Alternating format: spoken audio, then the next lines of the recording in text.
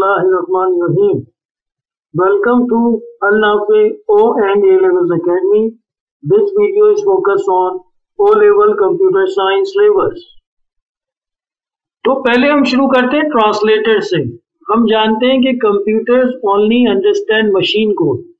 वो जो machine code होता है वो बाइनरी फॉर्मेट में होता है जो कि 1 और 0 पे मुश्तमिल होता है। This is an issue because programmer write a program in different types of high and low level programming languages. अब हम पिछली वीडियो में डिस्कस कर चुके हैं कि हाई लेवल लैंग्वेजेस जो होती हैं वो इंग्लिश लाइक सिंटैक्स होती है। In order to be used by a computer, अब जो प्रोग्रामर्स लिखते हैं क्योंकि वो हाई लेवल लैंग्वेजेस की मदद से लिखी जाती हैं, तो उसको कंप्यूटर में यूज करने के लिए programs need to be translated into binary instructions, और वो binary instructions को ही कंप्यूटर अंडरस्टैंड करता है। binary instruction या मशीन कोड को कंप्यूटर अंडरस्टैंड करता है। तो translator is a program, translator एक प्रोग्राम है। Program means set of instructions which translate a programme.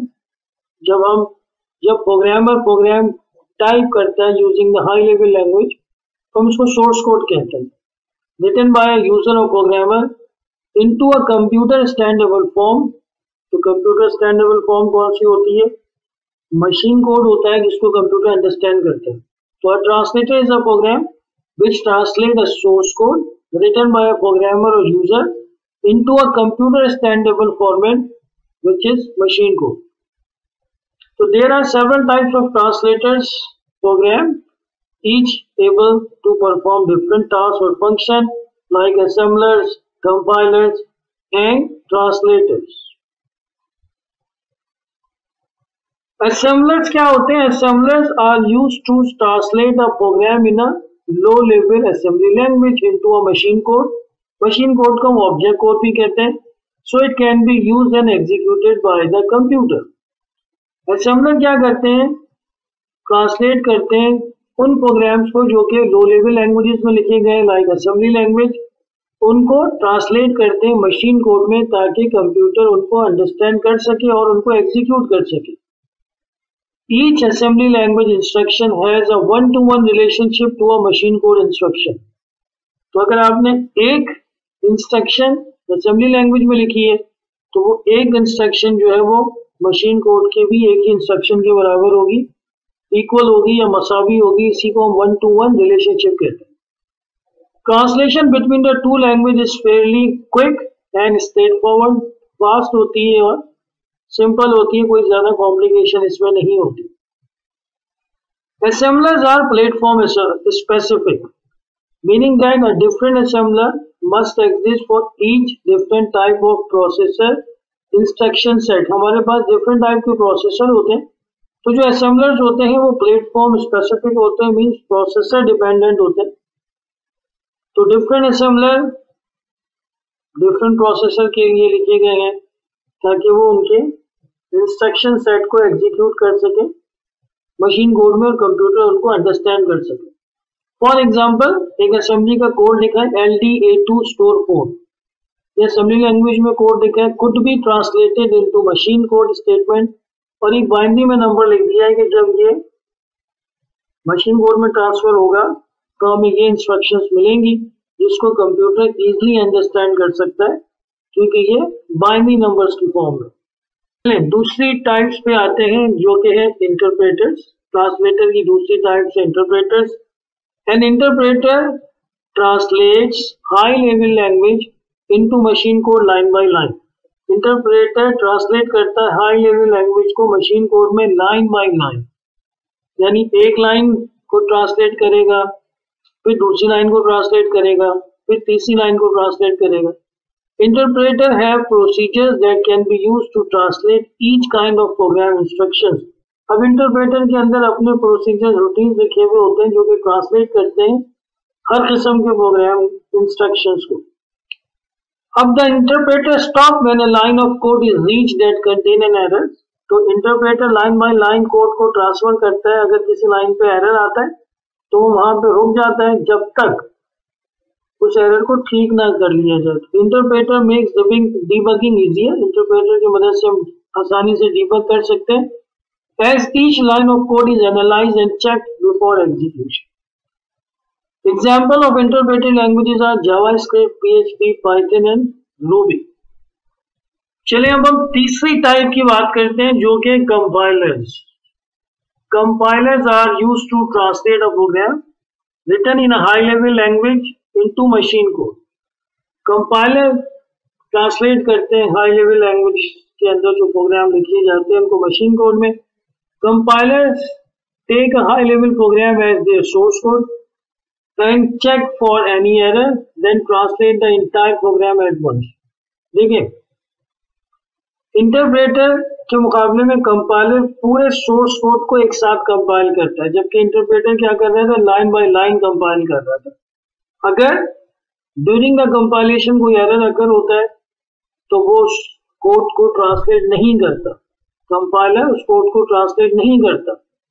Once compiled, the translated program file can be directly used by the computer and it is independently executed. जब program compile हो जाता है तो उस file को आप directly use कर सकते हैं और इंडिपेंडेंटली यूज भी कर सकते हैं। कंपाइलर में take some time but the translated program can be use again and again without the need for रिकंपाइलेशन।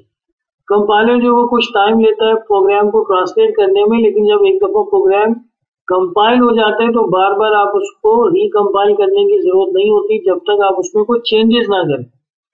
Example of the compiler are Java, C++ are the example of the compiled programming है।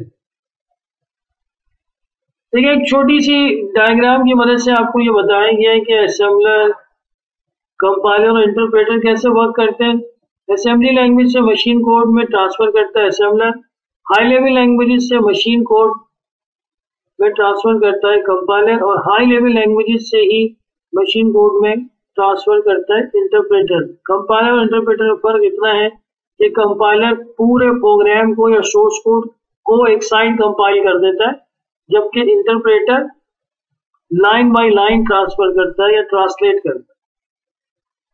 तो देखिए इनके दरमियान differences क्या है। Compiler translate high level language program into the machine code and compiler executable file of machine code is produce. Compiler जो है वो एक एग्जीक्यूटेबल फाइल प्रोड्यूस करता है। High level language statement can be translated into several machine code instruction. Compiled program are used without the compiler. A compiled program is usually distributed for general use. जब program compile हो जाता है तो आप उसको distribute कर सकते हैं among the different user to execute it.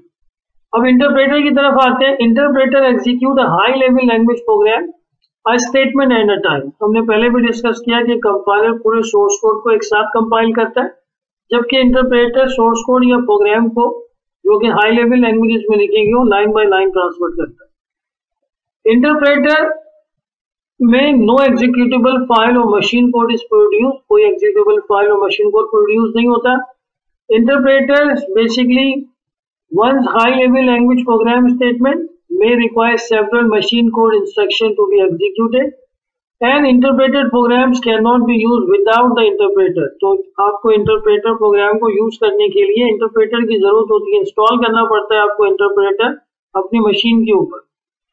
An interpreter is often used when a program is being developed, और कभी कभार ये यूज भी होता है उसको रन करने के लिए आपको अपनी मशीन के ऊपर इंटरप्रेटर रिक्वायर्ड होता है। अब लास्ट है ये असेंबलर। असेंबलर क्या करता है, ट्रांसलेट करता है लो लेवल लैंग्वेज प्रोग्राम को into machine code and executable file और machine code is produce. Assembler भी जो है एक एग्जीक्यूटेबल फाइल प्रोड्यूस करता है। One low level language statement is usually translated into one machine code instruction. तो हमने पीछे देखा 1-to-1 का रिलेशनशिप होता है मशीन कोड के अंदर एंड असेंबलर के अंदर। Assembler program can be use without the assembler. Assembler के बगैर भी ये प्रोग्राम रन हो जाते हैं। And assemble program is usually distributed for general use. तो हमने इन तीनों के दरमियान डिफरेंसेस देखे कि कंपाइलर, इंटरप्रेटर और असेंबलर में क्या डिफरेंसेस है। बार दफा ये एग्जाम में पूछ भी लेते हैं, इसलिए इस पर फोकस कीजिएगा। फिर कब हमने कंपाइलर यूज करना है और कब हमें इंटरप्रेटर यूज करना है। देखिए, if the program is complete, अगर आपने कंप्लीट प्रोग्राम लिख लिया है, वो एरर फ्री है, ready to distribute, then you need to use a compiler, because compiler is your best choice. The compiler produce an executable file and object code can be run on any computer.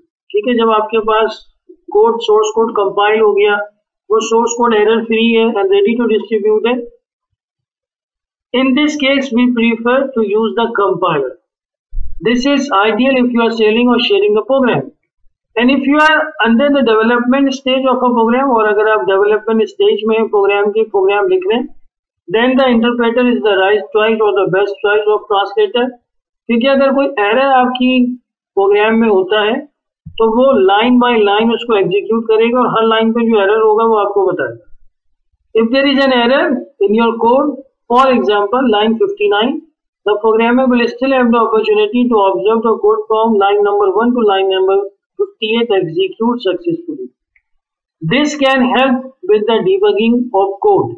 So debugging of code इसके अंदर बहुत अच्छी है, finding and understanding the error। तो interpreter के अंदर debugging का feature बहुत अच्छा है, क्योंकि अगर किसी भी लाइन पे एरर होगा तो वो आपको नेक्स्ट लाइन पे मूव करने नहीं देगा, तो आसानी से एरर आइडेंटिफाई भी हो जाते हैं और अंडरस्टैंड भी हो जाते हैं। अपना ख्याल रखिएगा।